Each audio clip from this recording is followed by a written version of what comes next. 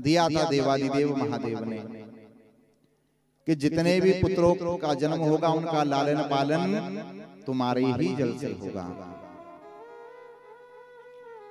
भोले बाबा के तेज को अग्नि देवता और सूर्य देवता ने ले जाकर के गंगा जी के जल में विसर्जन किया। 6 बालक प्रकट हुए।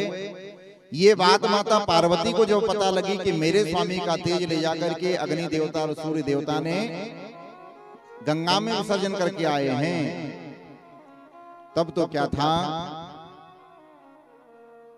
माता पार्वती ने अग्नि देवता और सूर्य देवता को श्राप दिया कि तुमने मेरे पति के तेज को ले जाकर के गंगा जी के जल में विसर्जन करके आए।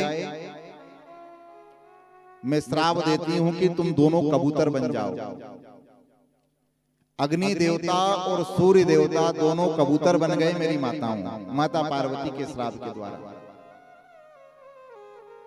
और कथा आती है शिव महापुराण में और नर्मदा पुराण में भी कि अग्नि देवता और सूर्य देवता की वो कबूतर की योनि कैसे समाप्त हुई। अग्नि देवता और सूर्य देवता की जो कबूतर की जो योनि थी वो मां नर्मदा के तट पर आकर के मां नर्मदा की आराधना करने से ही सूर्य देवता और अग्नि देवता को अपना शरीर वापसी मिला।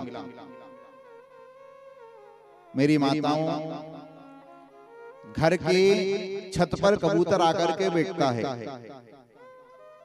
या घर की खिड़की पर कबूतर आकर के बैठता है तो समझ लेना घर में कुछ ना कुछ अनहोनी होने वाली है। कबूतर का ध्यान रखें।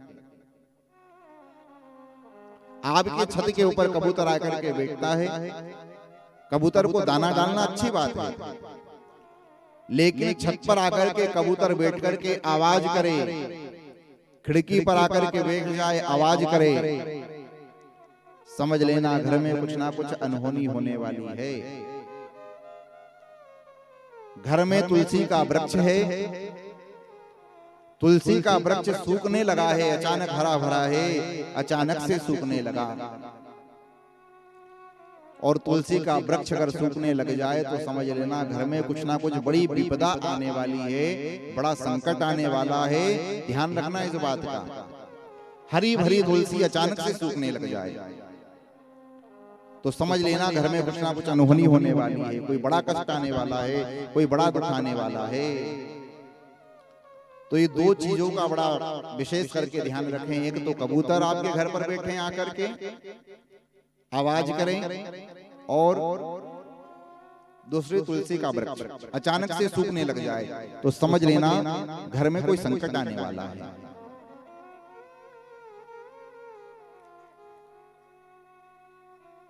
अग्नि देवता और सूर्य देवता को माता पार्वती ने कहा कि तुम कबूतर बन जाओ। अग्नि देवता और सूर्य देवता कबूतर बने माता पार्वती के श्राप के द्वारा। इधर माता पार्वती गंगा जी के पास आई और गंगा जी से आकर के कहा कि मेरे जो 6 पुत्र मेरे स्वामी के तेज से प्रकट हुए हैं, उन 6 पुत्रों को मुझे वापसी दो। तब तो क्या था, 6 पुत्रों को माता गंगा ने माता पार्वती को दे दिए। माता पार्वती उन 6 पुत्रों को लेकर के कैलाश पर्वत पर आ गई। उन 6 पुत्रों का लालन पालन करने लगी। 6 पुत्रों का लालन पालन किया। अब तो क्या था, माता पार्वती उन 6 पुत्रों का लालन पालन करने लगी तो वो 6 पुत्र जो थे वो साथ में सोते, साथ में जागते, साथ में दूध पीते। अब माता पार्वती एक को दूध पिलाए तो दूसरा रोने लग जाए, दूसरे को पिलाए तीसरा रोने लग जाए। बस 6 बालक माता भवानी को बड़ा परेशान करने लगे। माता भवानी परेशान होकर के उन 6 बालकों को वापसी लिया माता भवानी ने, माता पार्वती ने, और वापसी गंगा के पास गई और गंगा से जाकर के कहा कि ये 6 पुत्रों को तुम तुम्हारे पास ही रखो। माता गंगा लालन पालन करने लगी फिर से। अब माता गंगा ने भी कुछ दिन लालन पालन किया, लेकिन वो 6 पुत्र माता गंगा को भी परेशान करने लगे। एक को संभाले दूसरा रोने लग जाए, दूसरे को संभाले तीसरे रोने लग जाए। माता गंगा ने किसको बुलाया? माता गंगा ने ऋषियों की पत्नियों को बुलाया, कृतिकाओं को। किनको बुलाया? कृतिकाओं को, और कृतिकाओं को बुला करके वो जो 6 बालक थे, वो 6 बालक उन कृतिकाओं को प्रदान कर दिए और कहा कि इनका लालन पालन करो।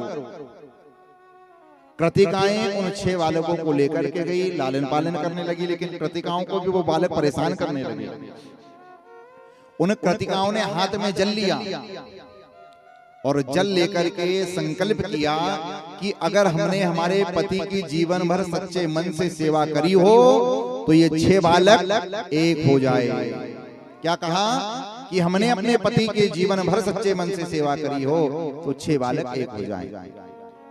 तो शरीर कितने थे? शरीर 6 थे, लेकिन संकल्प करके जब जल छोड़ा तो शरीर 1 हो गया और मुख 6 हो गए। और कृतिकाओं के द्वारा जिनका प्रादुर्भाव हुआ उन्हीं का नाम कार्तिकेय हुआ। बोलिए कार्तिकेय जी महाराज की जय हो।